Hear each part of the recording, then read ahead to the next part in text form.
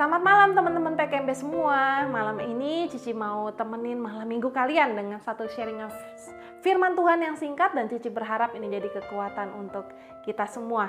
Namun sebelumnya kita mau berdoa dulu ya.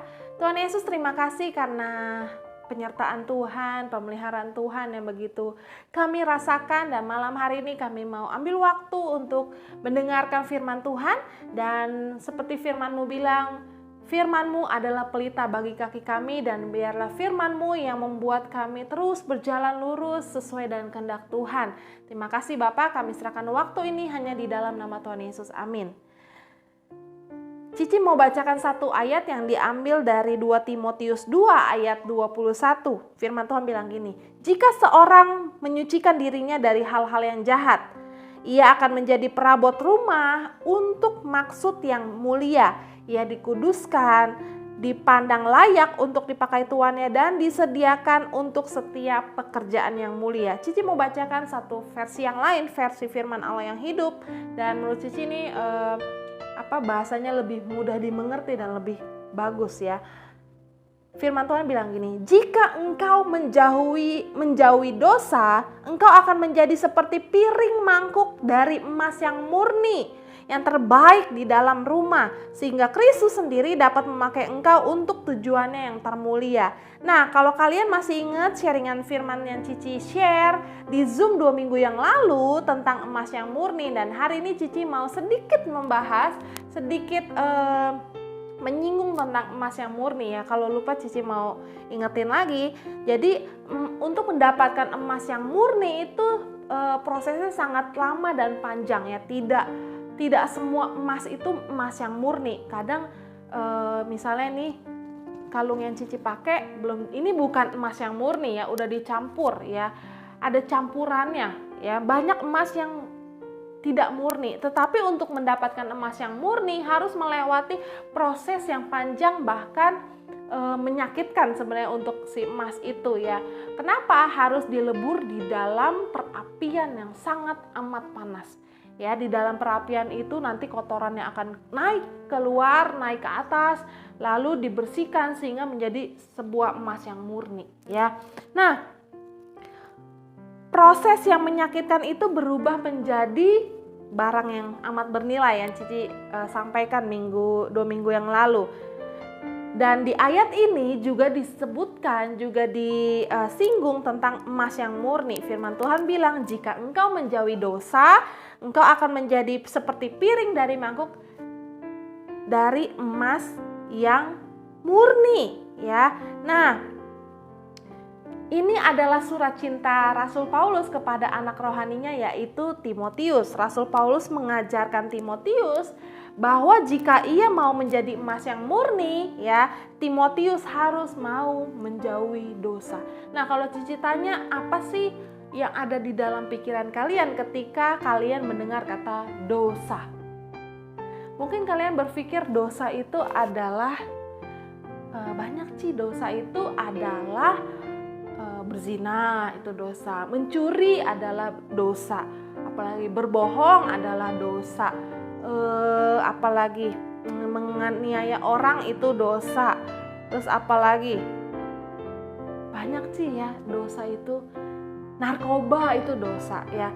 Namun pada hakikatnya ya, arti dosa itu sendiri sebenarnya adalah melenceng dari rencana Allah, melenceng dari kehendak Allah. Nah, jadi sekalipun kamu melakukan hal yang kecil ya, tetapi itu melenceng dari kehendak Tuhan, itu adalah dosa. Contohnya apa sih? Misalnya ketika kamu gak pernah baca Alkitab di rumah ya, apalagi ketika kamu gak pernah doa kalau mau makan, ketika kamu gak pernah mengucap syukur, gak pernah tuh berdoa berterima kasih sama Tuhan, bangun tidur langsung lihat HP, langsung siap-siap sekolah, belajar, atau pergi kerja, gak pernah berdoa sama Tuhan. Ketika kamu gak dengerin kata papa mama ya, mama bilang apa, kamu maunya berontak aja ya.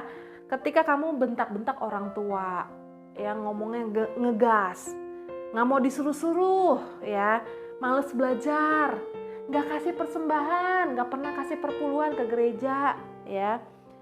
Terus misalnya ketika kalian menyimpan dendam sama orang tua atau orang lain, itu dosa. Kenapa?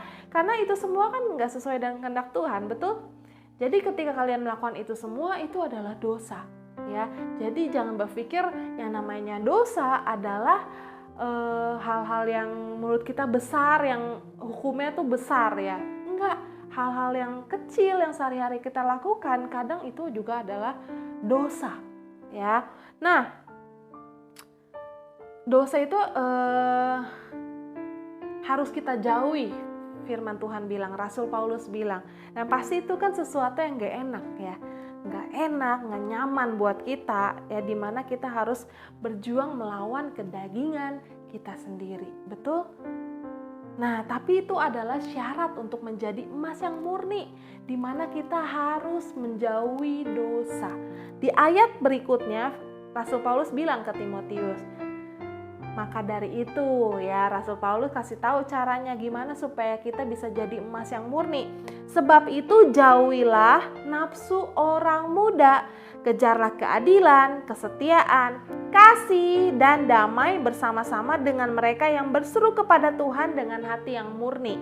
Ya, ada dua caranya. Pertama, jauhilah nafsu orang muda. Kejarlah keadilan, kesetiaan, dan kasih. Kenapa dibilang nafsu orang muda? Karena biasanya anak muda tuh selalu punya nafsu yang besar, punya ambisi yang besar, serba mau tahu, serba penasaran, serba mau coba. Makanya kebanyakan orang-orang muda jatuhnya ke narkoba. Ya, kenapa? Pasti awalnya pengen coba-coba, ya, pengen kayak teman-teman yang lain, pengen gaul, pengen dibilang anak yang ngetren, ya, anak zaman now ya. Nah, apalagi nafsu orang muda, pengen nyobain yang namanya pacaran ya. Pengen pengen kayak yang lain, ada yang perhatiin ya. Ada yang nanyain udah makan atau belum ya, padahal mama juga tiap hari nanyain lu udah makan belum gitu ya. Pengen tuh nyobain yang namanya pacaran. Sampai akhirnya karena pengen coba-coba itu ya, sampai akhirnya salah mengambil keputusan, yaitu pacaran dengan orang yang tidak seiman. Ya. Karena pengen coba-coba. Ingat ya, Cici dulu pernah dipesenin ya sebelum punya pacar ya, Kodiki ya. Cici pernah dikasih tahu bahwa pacaran itu bukan ajang coba-coba. Kalau nggak cocok sama si A, coba lagi sama B. Kalau nggak cocok, coba lagi sama si C. Kalau nggak cocok, coba lagi sama D. Sampai ketemu yang cocok baru nikah. Bukan, ya, bukan. Pacaran bukan ajang coba-coba. Ya, apalagi untuk perempuan, hati-hati, jangan mau kalian dicoba-coba. Ya, nah, Firman Tuhan bilang jauhi nafsu orang muda. Jangan sampai kalian memenuhi nafsu kalian sampai kalian salah mengambil keputusan dan melenceng dari kehendak Tuhan. Ya, banyak sekali nafsu orang muda, banyak sekali keinginan orang muda. Ya, nggak salah punya keinginan. Yang salah adalah ketika nafsu itu, keinginan itu tidak sesuai dengan kehendak Tuhan. Nah, cara yang kedua apa Tuhan bilang? Sebab itu jauhilah nafsu orang muda, kejarlah keadilan, kesetiaan, kasih, dan damai bersama-sama dengan mereka yang berseru kepada Tuhan dengan hati yang murni. Artinya apa? Tuhan mau supaya kalian gak berjuang sendiri. Ya, Tuhan tahu nih kelemahan kita sebagai manusia. Ya, maka dari itu Tuhan mau supaya kita punya teman, ya. Firman Tuhan bilang bersama-sama dengan mereka yang berseru kepada Tuhan. Artinya kalian harus punya komunitas yang satu tujuan dengan kalian, yang satu pergumulan dengan kalian, yang punya satu visi sama kalian, ya. Komunitas yang punya kerinduan yang sama untuk menyenangkan Tuhan. Makanya penting sekali untuk kalian punya teman-teman tuh yang membangun, ya. Punya teman-teman yang juga menghormati Tuhan, punya teman-teman yang juga menyenangkan Tuhan, yang sama-sama mau berjuang untuk melakukan kehendak Tuhan. Kenapa? Karena firman Tuhan bilang pergaulan yang buruk akan merusak kebiasaan baik kita. Ya, misalnya contohnya Devi nih, contoh ya. Devi punya keinginan supaya pokoknya hidup bener deh sama Tuhan, nggak ngomong jorok, Contoh ya, contoh kecil ya, nggak ngomong jorok. Tetapi karena Devi punya komunitas, punya teman-teman yang sehari-harinya ngomongnya jorok, ngomongnya kasar, jangan kaget kalau Devi nanti akan terbiasa untuk ngomong itu. Kenapa? Karena itu yang setiap hari Devi dengar. Makanya Tuhan bilang, kalian harus bersama-sama dengan orang-orang yang juga berseru kepada Tuhan. Artinya orang-orang yang mengenal Tuhan, yang mau dekat sama Tuhan. Nah, sekarang pertanyaannya, bagaimana dengan komunitasmu hari-hari ini, teman-teman kalian? Siapa orang-orang yang kalian temui setiap hari? Ya, Cici bukannya bilang kalian harus memusuhi mereka, enggak sama sekali. Tetapi kalian harus pilih-pilih siapa yang jadi teman, siapa yang jadi sahabat. Tahu ya bedanya teman sama sahabat? Sahabat itu orang yang lebih deket ya, lebih tahu kita, yang biasanya nasehatin kita ya. Jangan sampai orang yang paling dekat dengan kalian bukan orang yang nggak kenal Tuhan. Ya, kenapa? Karena ketika kalian punya masalah, nasehatnya bukan firman Tuhan nanti. Udahlah Mer, lu mendingan kabur dari rumah Mer. Kalau gue jadi lu Mer, gue mendingan kabur Mer. Punya mama kayak gitu, punya papa kayak gitu. Udahlah Jos, mendingan lu ambil aja duitnya daripada lu bayar sekolah. Nggak sesuai firman. Ya, jadi kalian harus benar-benar berhikmat untuk memilih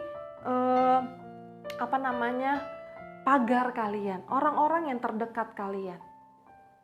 Ya, ngerti ya? Jadi ada dua cara, jauhilah nafsu orang muda, ya, dan kedua harus punya komunitas yang benar di dalam Tuhan.